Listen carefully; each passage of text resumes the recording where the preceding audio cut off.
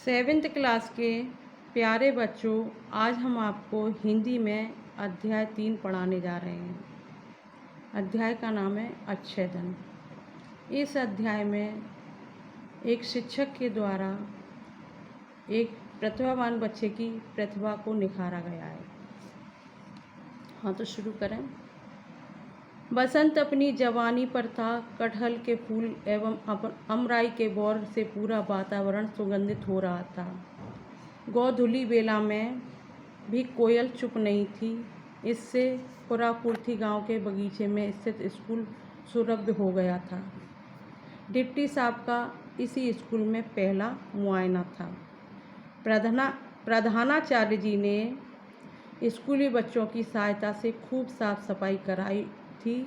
School के मैदान में एक भी घास दिखाई नहीं दे रही थी। डिप्टी साहब की खातिरदारी के लिए किसी भी बात की कोई चूक नहीं छोड़ी गई थी। स्कूल के प्रधानाचार्य बाबू नारायण सिंह का पूरे क्षेत्र में दबदबा था। वे स्कूल में जिधर निगाह उठाकर देखते उधर अपने आप अनुशासन कायम हो जाता था। हो भी क्यों नहीं, वे स्वयं एक अनुशासित व्यक्ति थे। चाहे गर्मी हो चाहे घोर सर्दी, वे समय से ही स्कूल पहुंच जाते थे। अत्यधिक बीमार ना पड़े तो बिना स्कूल आए उन्हें चैन ही नहीं पड़ता था।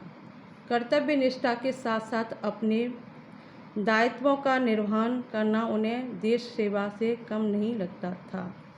व्यक्ति में अनुशासन, कर्तव्य निष्ठा एवं दायित्व का निर्वहन का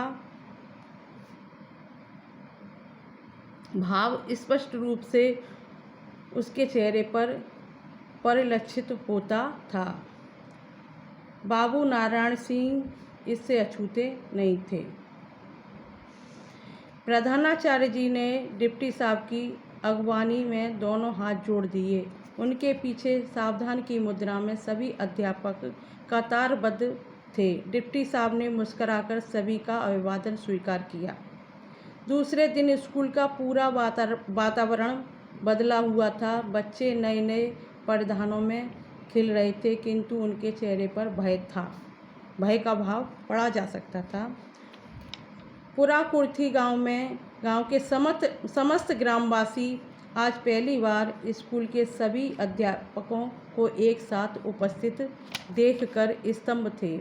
उन्हें इस बात का एहसास हुआ कि इन गुरुजनों के ऊपर भी कोई सत्ता होती है जिससे ये डरते हैं।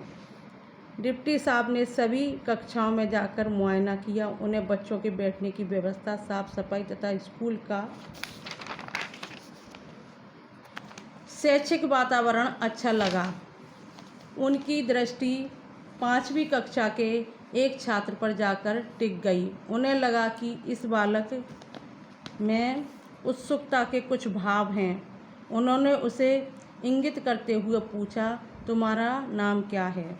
महोदय, मेरा नाम रोशन लाल है, बालक ने बेहिचक कहा। तुम्हारे पिताजी का क्या नाम है? जी, श्री मुसद्दी लाल। मुसद्दी लाल शब्द के उच्चारण से कुछ बच्चे अपनी हंसी ना रोक पाए। प्रधानाचार्य बाबू नारायण सिंह ने घूरा। पूरी कक्षा में शांति छा गई। मुंशी निरंजन लाल आगे कोई प्रश्न पूछे बिना ही बच्चों को संबोधित करते हुए बोले, इसमें हंसने की कौन सी बात है? किसी व्यक्ति का नाम चाहे कुछ भी क्यों ना हो, वह अपने व्यक्तित्व की महिमा को कम नहीं कर सकता। इंसानियत के गुण व्यक्ति को महान बना देते हैं। सभी बच्चे गुणों की खान हैं। कोई एक क्षेत्र में आगे हो सकता है तो कोई दूसरे क्षेत्र में। इसमें उसका नामकरण कहीं भी आड़े नहीं आएगा। बाबू नारायण सिंह डिप्टी साहब के मनोभाव को समझते हुए बीच में ही बोल पड़े, महोदय, बच्चे हैं, कभी कभी नादानी कर ही जाते हैं।